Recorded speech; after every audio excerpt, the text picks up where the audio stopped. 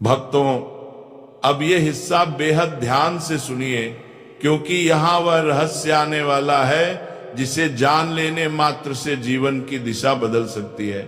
हमारे घरों में तुलसी माँ का पौधा साधारण पौधा नहीं होता, वह स्वयं शुद्धता, समृद्धि, सौभाग्य और लक्ष्मी कृपा का द्वार होता है। लेकिन दुख की बात है कि बहुत सारे लोग रोज तुलसी को जल तो देते हैं, लेकिन उससे जुड़ा असली रहस्य, असली विधान, असली मंत्र नहीं जानते। इसलिए पूरी पूजा करने के बाद भी जीवन में मन चाहा फल नहीं मिलता, धन आकर भी रुकता नहीं, बरकत टिकती नहीं, और घर में वह स्थिर सुख नहीं आता जिसकी तलाश हर इंसान करता है। भक्तों, एक बात समझ लो, तुलसी पौधा सिर्फ पौधा नहीं, हमारी किस्मत का पहरा है। तुलसी को जल देना सिर्फ पानी चढ़ाना नहीं, भाग्य को सक्रिय करना है।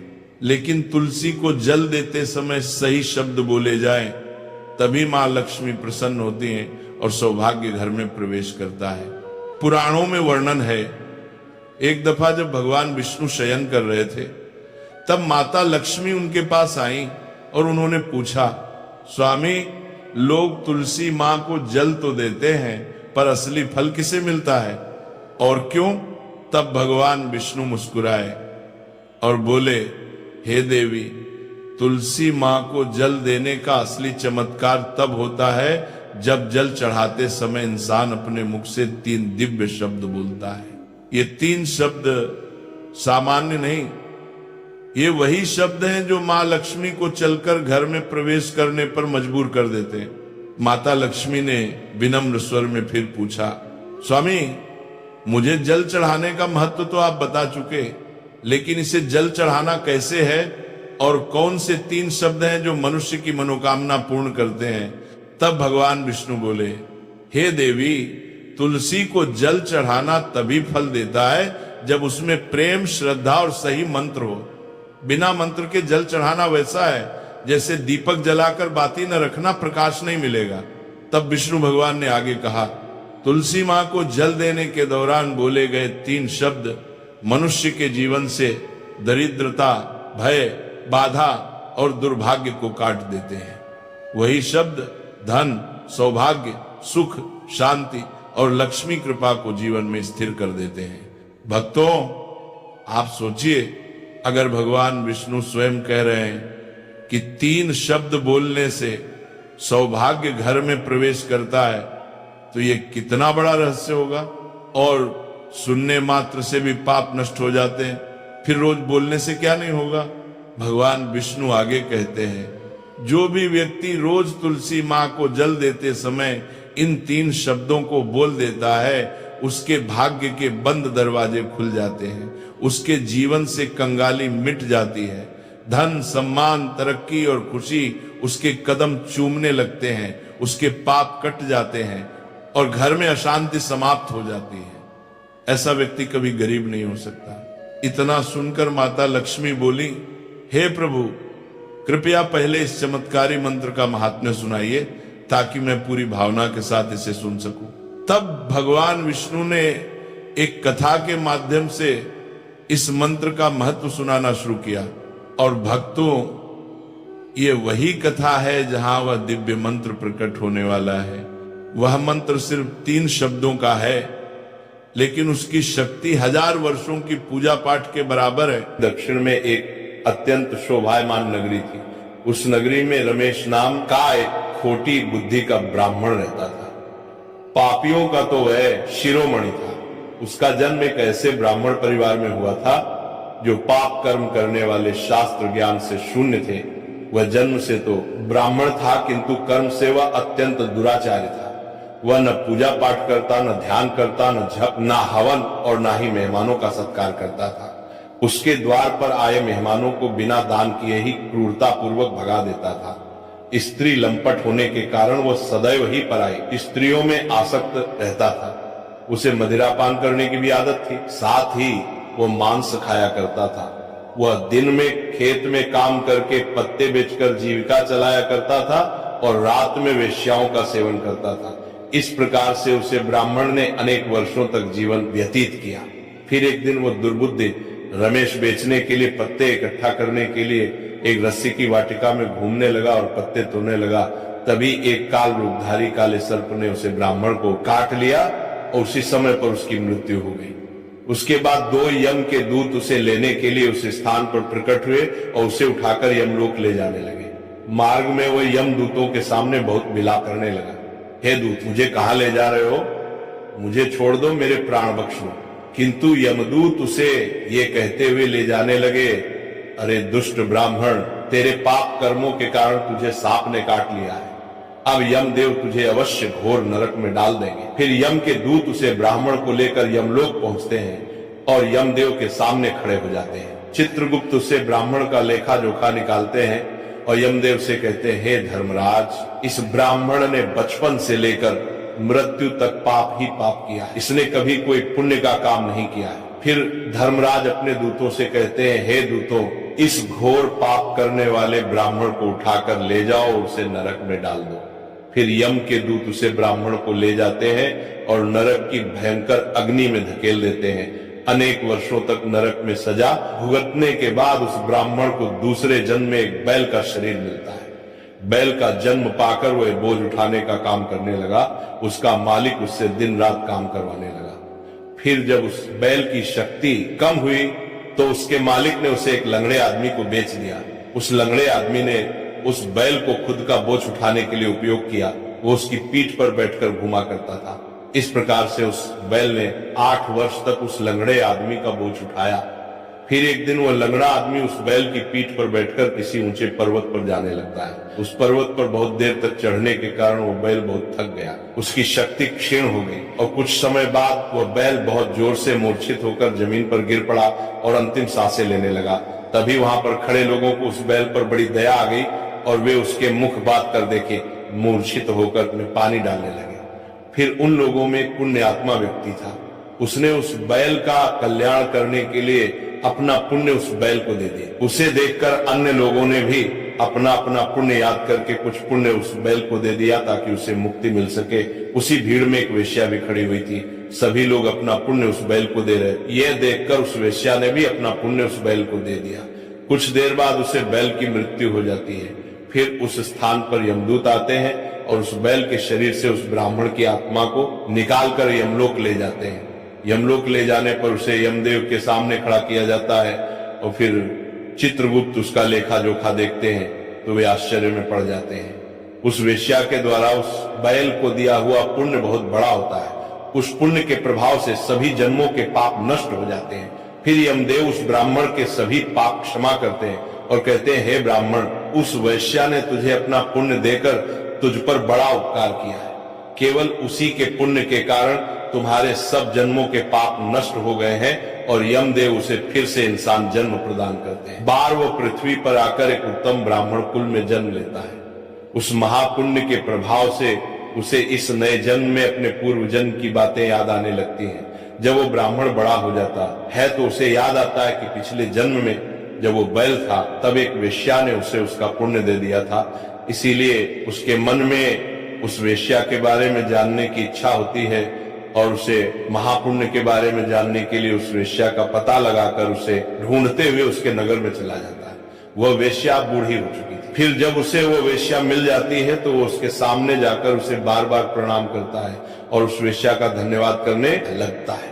वह वेश्या कहने लगती है, हे ब्राह्मण श्रेष्ठ, आप कौन है और किस कारणवश आप मुझ में वेश्या को धन्यवाद दे रहे हैं? मैंने आपका कौन सा कार्य किया है जो आप मुझे नमस्कार कर रहे हैं? तब वो ब्राह्मण कहता है, हे माँ, मैं वही बैल हूं जिसे तुमने अपना पुण्य दे डाला था। अपने पाप कर्मों के कारण मुझे पिछले जन्म में बैल होना पड़ा था। उस पर्वत पर जब मैं मर रहा था तो तुमने मुझे अपना पुण्य दिया था। तुम्हारे पुण्य के प्रभाव से ही आज मुझे फिर से इंसान जन्म मिला है। तुम्हारे द्वारा दिए गए उस पुण्य के कारण मुझे अपने पूर्व जन्म की सारी बातें याद हैं। किंतु हे माँ, मैं आज यहाँ पर ये जानने के लिए आया हूँ कि तुमने मुझे उस समय पर अपना कौन सा पुण्य दिया था जिस कारण से मेरे सभी जन्मों के पाप नष्ट हो चुके हैं। मैं उस पुण्य के बारे में जानना चाहता है। तब वेश्या ने कहा, हे ब्राह्मण श्रेष्ठ, मैंने तो अपने जीवन में कोई पुण्य के काम नहीं किए हैं, किंतु मेरे घर में एक तोता है जो पिंजरे में रहकर हमेशा कुछ बोलता रहता है, जिसे सुनकर मेरा अंतकरण पवित्र हो गया है। उसी तोते के द्वारा बोले गए मंत्र का पुण्य मैंने तुम्हें दान में दिया था। फिर वह वैश्य और वह ब्राह्मण उस तोते के पास जाते हैं और उसे पूछने लगते हैं, हे शुक, तुम कौन सा मंत्र बोलते रहते हो जिससे हमारे जीवन का उद्धार हुआ है? ये मंत्र तुम्हें किसने सिखाया और इस मंत्र का क्या अर्थ होता है? तब उस तोते ने अपने पूर्व जन्म का वृतांत सुनाना आरंभ किया। वह तोता कहने लगा, हे ब्राह्मण श्रेष्ठ, पिछले जन्म में मैं एक ब्राह्मण था। मैं अपने ज्ञान के अहंकार में अंधा हो चुका था। मैंने कभी गुरुजनों का आदर नहीं किया, सदैव ही उनका अपमान किया। मुझे अपने ज्ञान पर इतना अधिक घमंड हो गया था कि जिस कारण से मेरा क्रोध बहुत अधिक बढ़ गया और मैं सभी से द्वेष करने लगा, अन्य मनुष्यों को तुच्छ समझने लगा, विद्वानों का भरी सभा में अपमान करने लगा। फिर कालांतर में मेरी मृत्यु हो गई और मुझे यमलोक ले जाया गया। पूज्य जनों और गुरुजनों का अपमान करने के कारण मुझे तोते के कुल में डाल गया और मेरा जन्म एक तोते के रूप में हो गया। मेरे पाप कर्मों के कारण छोटी अवस्था में ही मेरा अपने माता पिता से हो गया। फिर मैं पेड़ की डाल पर बैठकर रो रहा था तो उसी स्थान से कुछ मुनि जा रहे थे। उन्होंने मेरी दयनीय पुकार सुनी और मुझे लेकर अपने आश्रम में चले गए। वहां उस आश्रम पर उन्होंने मुझे एक सुंदर पिंजरे में रखा और मेरा अच्छी तरह से ख्याल रखा। वे मुझे प्रतिदिन भोजन दिया करते थे और पढ़ते थे। उस स्थान पर वे ऋषि मुनि, उनकी स्त्रियां और बालक सभी प्रतिदिन तुलसी के पौधे को जल देते थे और उसके सामने एक मंत्र का जप करते थे। उन्हीं के मुख बार बार उस मंत्र को सुनकर मैंने उसे रट लिया और तभी से मैं उसे पाठ करते थे। मंत्र को जान गया हूं और वही मंत्र मैं दिन रात बोलता हूं। उस मंत्र के प्रभाव से मेरी कभी मृत्यु नहीं हुई और मेरी आयु 100 वर्ष की हो गई और मैं इतने वर्षों तक जीवित रहा। इसी बीच एक रात को एक चोर उस स्थान पर आ गया और उसने मुझे वहां से चुरा लिया और फिर इस वेश्या ने मुझे उस चोर से खरीद लिया। इस वेश्या के घर पर आने के बाद भी मैं उस मंत्र को बोलता रहता था, जिसे सुनकर इस वेश्या का मन भी पवित्र हो गया और वेश्या का काम छोड़कर भगवान विष्णु की भक्ति करने लगी। उसी मंत्र के प्रभाव से मेरे पूर्व जन्मों के सभी पाप नष्ट हो गए और इसी मंत्र के प्रभाव से इस वेश्या का भी अंतःकरण पवित्र हो गया।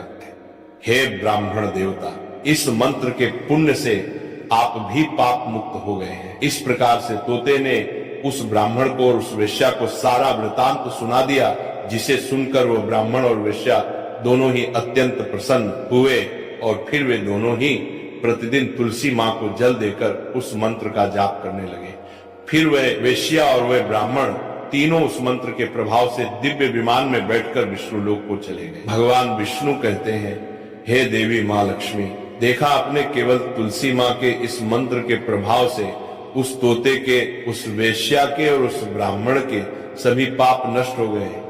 इसीलिए प्रत्येक इंसान को रोज तुलसी मां को जल देते समय इस एक मंत्र का उच्चारण अवश्य करना चाहिए। हे देवी, वह मंत्र इस प्रकार है, इसे तुम ध्यान से सुनो। ओम वृंदावनी स्वाहा, ओम वृंदावन स्वाहा। भगवान विष्णु कहते हैं कि जो भी स्त्री प्रतिदिन तुलसी मां के समक्ष इस मंत्र का उच्चारण करेगी वह सौभाग्यशाली बनेगी। जो भी पुरुष तुलसी मां के सामने इस मंत्र का उच्चारण करेगा उसे अक्षय धन की प्राप्ति होगी। जिस घर के सामने प्रतिदिन तुलसी मां की पूजा की जाएगी उस घर में साक्षात लक्ष्मी का वास होगा। तुलसी मां का यह मंत्र राज कल्प तरु है, यह समस्त फलों को प्रदान करने वाला है।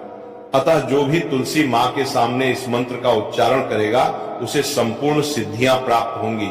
स्त्रियों को सदैव ही स्नान करके अपने बाल बांध कर मांग में सिंदूर भरकर प्रतिदिन तुलसी मां को जल देना चाहिए और इस मंत्र का उच्चारण करना चाहिए।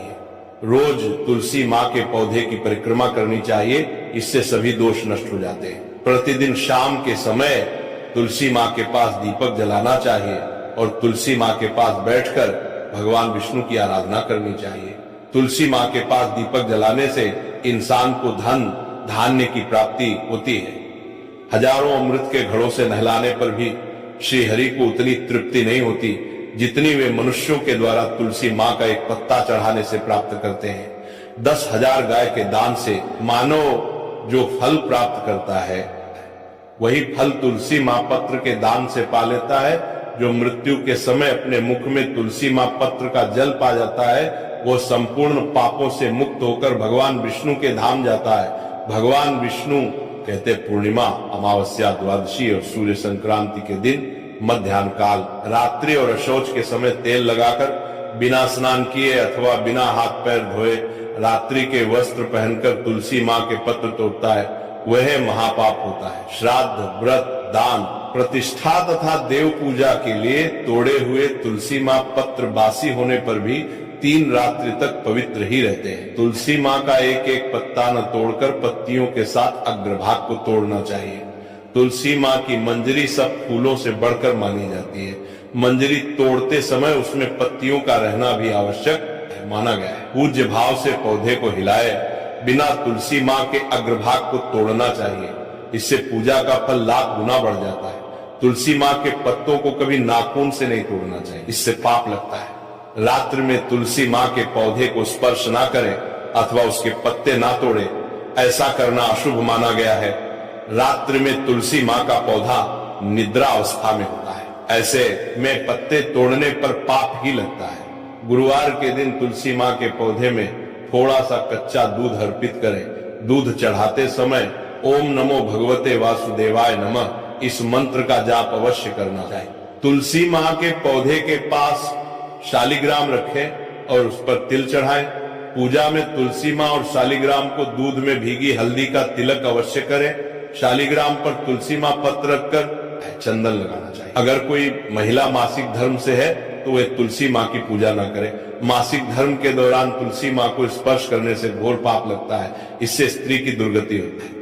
तो भक्तों, इस प्रकार से भगवान विष्णु ने देवी मां लक्ष्मी को, तुलसी मां को जल देने के मंत्र का महत्व सुनाया है। राधे राधे। तो यह शिव विष्णु दोनों की कृपा का योग बन जाता है। यही वजह है कि मार्गशीर्ष सोमवार को तुलसी माता की आराधना करना अत्यंत फलदायी माना गया है। पूजा का सही समय और विधि, भक्तजनों मार्गशीर्ष सोमवार के दिन सूर्योदय से पहले उठें, अपने आप को शुद्ध करें, स्नान करें और स्वच्छ वस्त्र धारण करें। फिर तुलसी माता के पास दीपक जलाएं या दीपक घी का हो तो अति श्रेष्ठ है। तुलसी नमः मंत्र से